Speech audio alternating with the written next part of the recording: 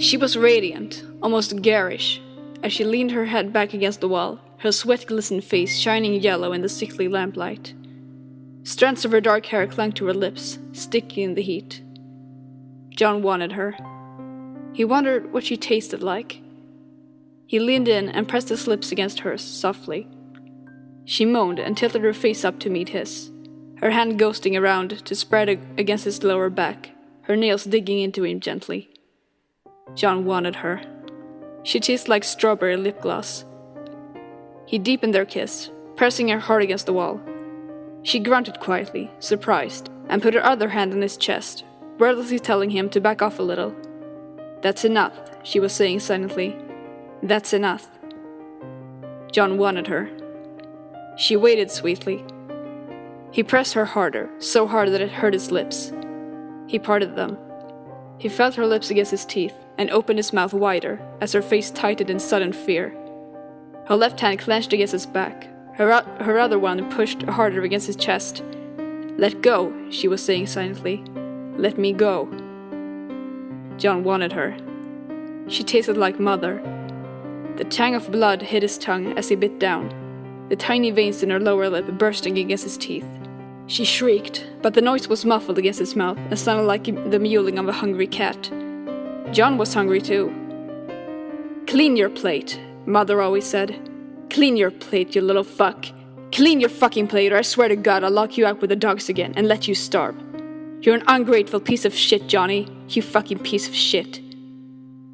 John wanted her. She tasted like steak, and God was he so hungry. He bit down through the meat between his teeth and tore it from her face with a quick jerk of his head. He swallowed it without even bothering to chew. "God, Johnny, chew your fucking food." "Yes, Mother." He took another bite, gnawing on the corner of her mouth, trying to get a piece of her upper lip to sever her strawberry lip gloss. He could feel the naked bottom row of her teeth pressing against his chin, bloody and bare, except for the pulpy, ragged strings of meat that he had left behind. She was screaming now, the way Mother had screamed, the blood gurgling in from behind her soft palate. Such an irritating sound. He reached up and took her jaw in his hand, prying it open even as she tried to bite his fingers like a frightened animal. The terror in her eyes was so familiar and beautiful, and it made his stomach growl.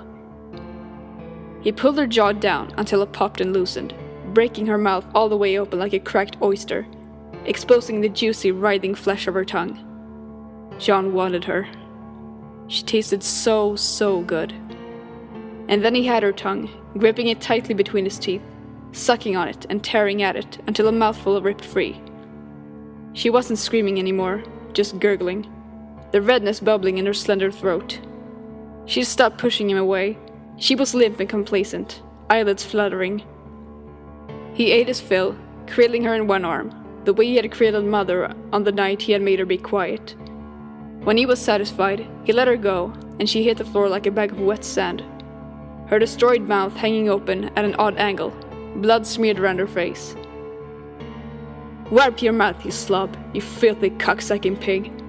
How could I raise such a dirty, disgusting boy?" John's lips twitched in revulsion, looking down at the mess she had made of herself. Dirty, disgusting girl. He turned away from her. John was full for the first time in a long time.